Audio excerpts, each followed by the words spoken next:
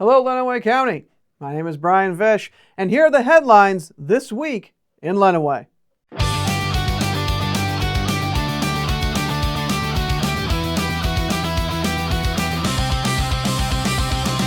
Accurate, dependable, and late-breaking. This is local and state news on WLEN, Lenawee's local news station. The Area 29 Regional Basketball Jamboree takes place today, Saturday, January 31st, with Special Olympics athletes competing at 2 locations here in Adrian. Adrian High School Special Olympics Unified Champion Schools is partnering with Area 29 Hillsdale and Lenawee Special Olympics to host the event, which brings together traditional and unified basketball teams from across the southeast border region for an afternoon focused on competition and inclusion. Unified basketball games will be held at Springbrook Middle School. The Adrian High School Unified Maples blue and white teams will face Unified Monroe teams with tip-offs scheduled for 2 p.m. and 3:30 p.m. Traditional Special Olympics basketball games will be played at Adrian High School, with matchups beginning at 2 p.m. and continuing through 6 p.m. across multiple courts. Organizers say the Jamboree is open to the community and designed to celebrate teamwork, sportsmanship, and the athletes taking part. Governor Gretchen Whitmer has announced a series of appointments to state boards and commissions, including one with direct ties to Lenawee County. Maria Peak of Olivet has been appointed to the Michigan Council for Rehabilitation Services. Peak is an independent contractor and a former director of ASPPIRE of Mid-Michigan, with a background in special education and disability advocacy. Peak previously worked as a special education teacher and as a project coordinator from the Michigan Transition Outcomes Project. She holds degrees from Lansing Community College and Eastern Michigan University and completed postgraduate studies at Western Michigan University.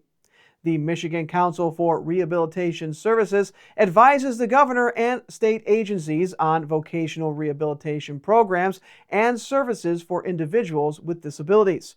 The council works alongside Michigan Rehabilitation Services and the Bureau of Services for Blind Persons. Peak's term begins January 28th and runs through December 31st, 2028. Other appointments announced by the governor span health, education, juvenile justice, and public safety boards statewide. The city of Tecumseh is launching its annual Love Local campaign for February, encouraging residents to support local businesses throughout the month. City officials say Love Local 2026 will focus on highlighting the importance of shopping local and strengthening connections within the Tecumseh business community.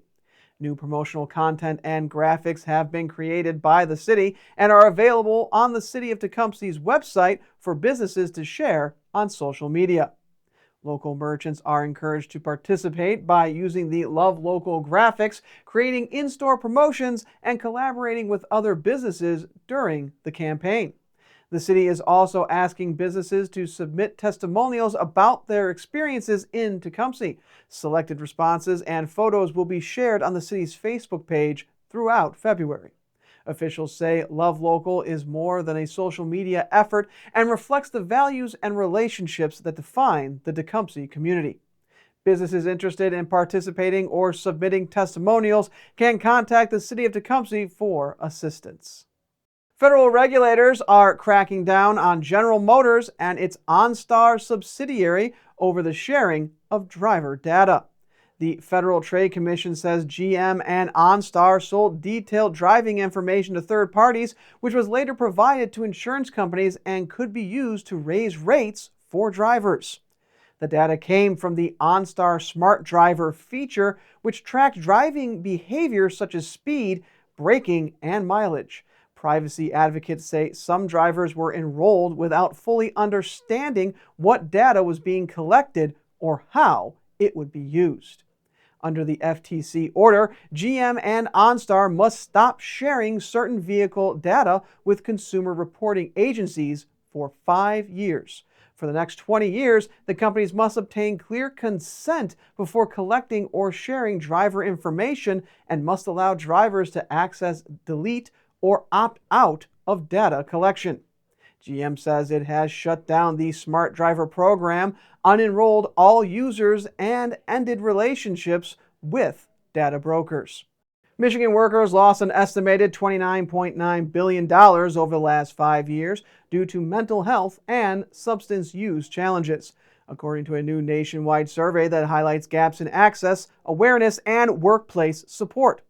The study found Michigan employees lost an average of $9,554 per person, largely tied to missed work, reduced hours, or disrupted employment while dealing with mental health or substance use issues. Nationally, 41% of workers said these challenges affected their ability to work, yet fewer than half knew federal law allows eligible employees to take job-protected leave for mental health or substance use treatment. Under the Family and Medical Leave Act, eligible workers can take up to 12 weeks of unpaid job-protected leave for serious health conditions, including mental health care. The survey found confusion about those protections often leads workers to delay treatment or continue working out of fear of losing income or their jobs. Researchers say clearer information, supportive workplace policies, and expanded access to mental health services could help reduce both personal and economic costs statewide.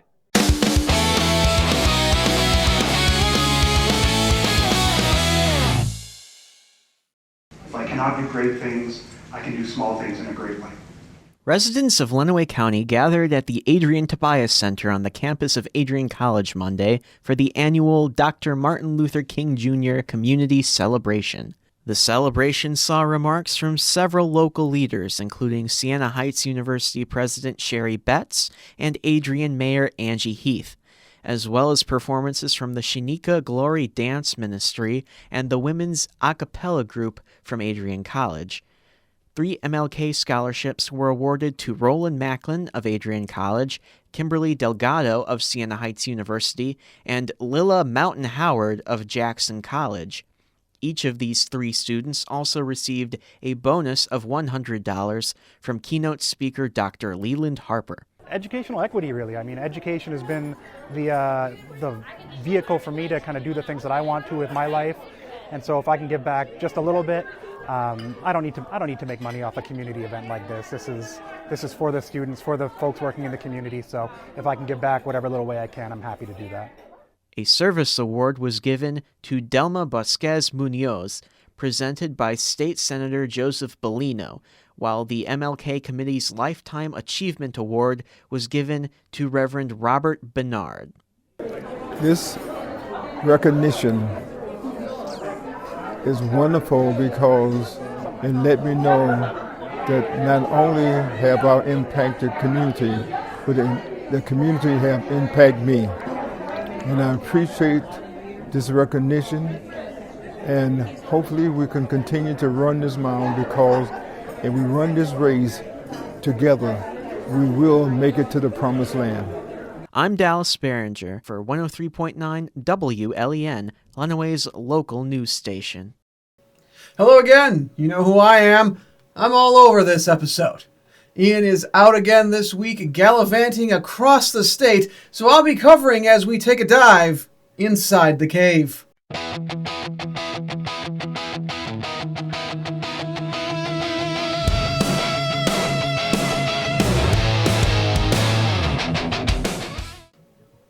The Representative Council of the Michigan High School Athletic Association has approved an expansion of personal branding activities, or PBAs, commonly referred to as name, image, likeness. The expanded policy allows student athletes to capitalize on PBA through several more options, as long as those activities are individual opportunities for individual students. Activities allowed by the new PBA policy include social media endorsements and promotions, personal appearances, photo sessions or autograph signings, modeling, advertising, merchandise, sports cards or apparel, and the use of a student's name, image, or likeness in marketing materials. For more information about the PBA and IL activities, go to the Michigan High School Athletic Association's website. The 2025 Lenawee County High School football season was one filled with great memories, record-breaking accomplishments, and local pride. Jeff Bowman and other cave dwellers compiled the 96-5 The Cave 2025 All-Lenawee County football team. Visit our website, 965thecave.com, for the complete list. The Morenci Bulldogs girls basketball team picked up a key Tri-County Conference victory on Wednesday over Lenawee Christian, 45-17. The Bulldogs were led by Evelyn Joffin with 14 points and 4 assists. Colby Ekins scored 13 points while securing 14 rebounds. Morenci also took down Sand Creek 37-10. Emerson Backelder paced the Bulldogs with 14 points. LSL Bean set a new Adrian High School single-game rebounding record in the Maples' 55-15 drubbing of Ypsilanti on Wednesday. Salbean had 24 rebounds against the Grizzlies, a record that has stood since 1980.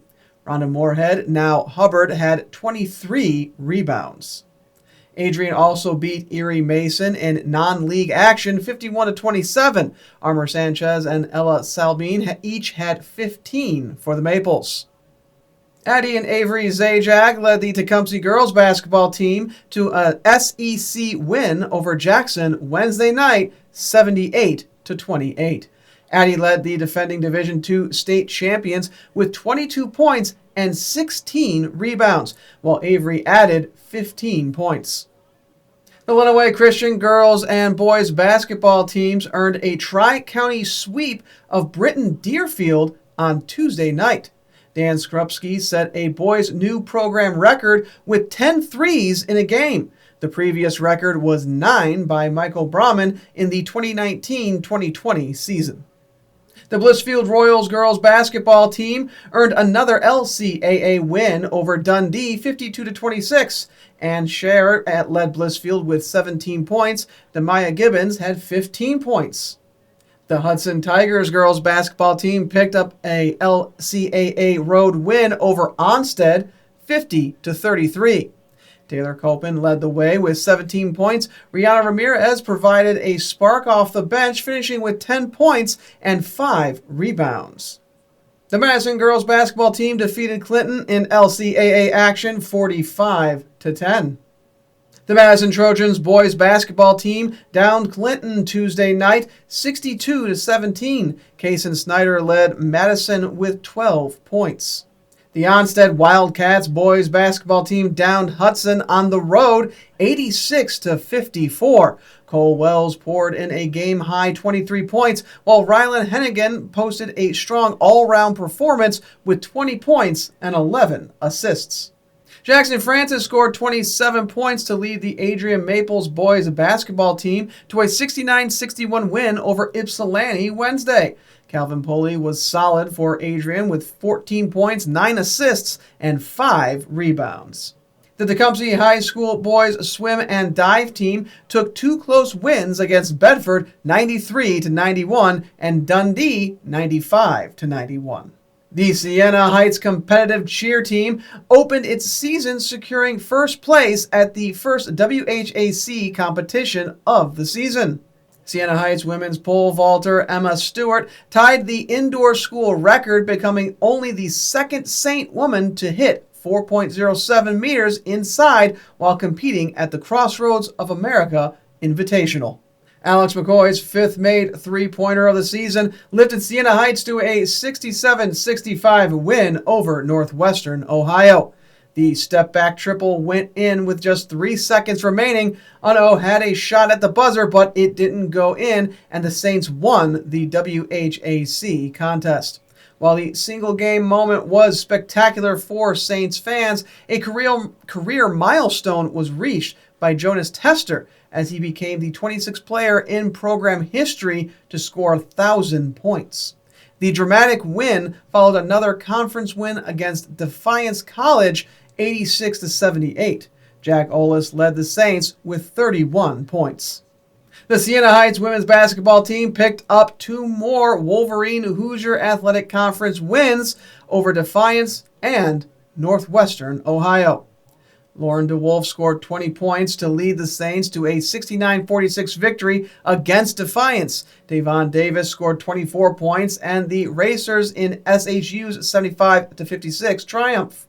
527 Siena Heights student athletes earned a 3.24 GPA in the fall semester of 2025.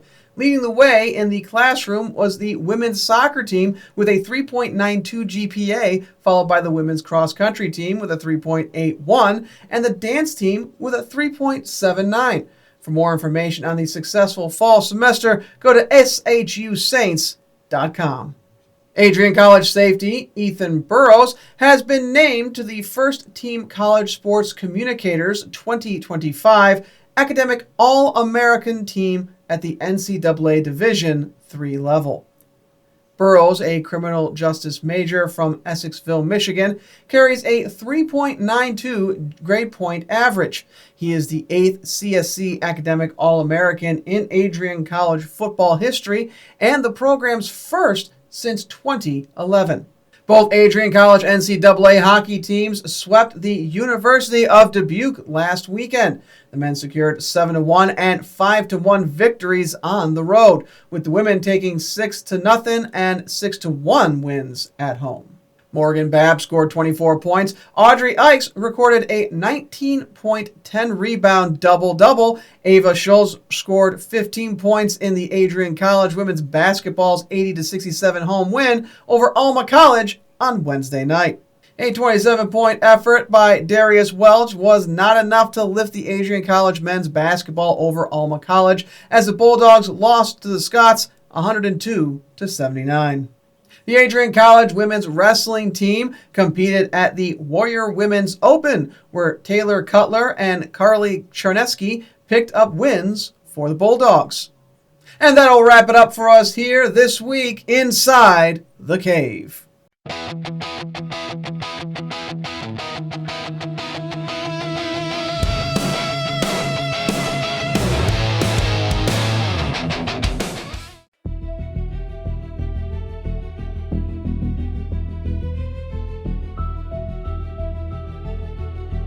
Jury selection remains underway in the murder trial of Dale Warner as the case moves out of its first week in Lenawee County Circuit Court. Warner is charged with open murder and tampering with evidence in connection to the death of his wife, Dee Warner. The alleged offenses date back to April of 2021. Warner has entered a plea of not guilty. The case is being overseen by 39th Circuit Court Judge Michael Allsaver. The jury selection process began on January 27th and has extended across multiple days, reflecting the high-profile nature of the case and the difficulty of seating an impartial jury in Lenawee County. Court proceedings have focused heavily on whether potential jurors can set aside prior exposure and decide the case based solely on evidence presented at trial. During the first round of jury selection, multiple prospective jurors were dismissed after acknowledging familiarity with the case through news coverage, documentaries, social media, yard signs, and community discussion. Others were excused after indicating they had already formed opinions or could not assure the court they would remain impartial. Court screening also examined potential juror involvement in case-related advocacy. Exposure to online advocacy connected to the case emerged as a recurring issue during questioning, with dismissals occurring when the exposure raised concerns about bias. The issue gained added context during the week when administrators of the Justice for D Facebook group announced they would stop posting for the remainder of the trial, citing respect for the court process and noting that several group administrators are sequestered witnesses. Court rules prohibit sequestered witnesses from following or discussing trial proceedings while testimony is pending. The expected length of the trial also played a significant role in jury selection. The court has indicated that the trial could last up to 9 weeks. As a result, some prospective jurors were excused due to employment obligations, financial hardships, or transportation concerns tied to extended service.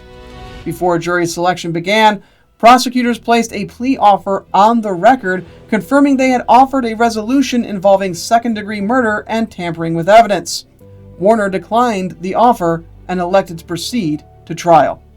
As of January 30th, jury selection has not yet concluded, and additional panels are expected as the court continues screening. Opening statements will begin once a full jury is seated. The trial remains ongoing, with further jury selection scheduled to continue into the coming week for round 2. And that'll wrap it up for us here this week in Lenawee. For WLEN News, I'm Brian Vish. Count on WLEN, Lenawee's local news station, to keep you informed with accurate and dependable information 24 hours a day.